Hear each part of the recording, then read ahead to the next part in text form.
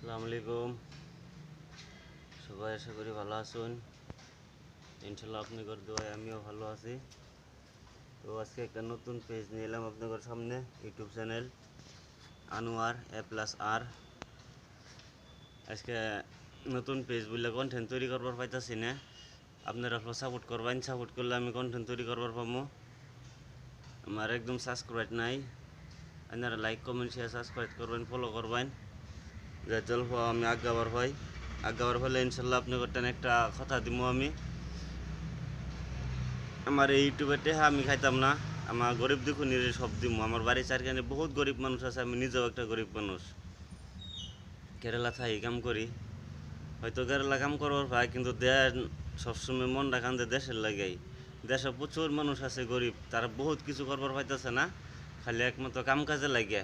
আজকে আসামের কাম কাজ নাই, বহুত মানুষ কর্ণাটক বেঙ্গলোর যাইতেছে গা।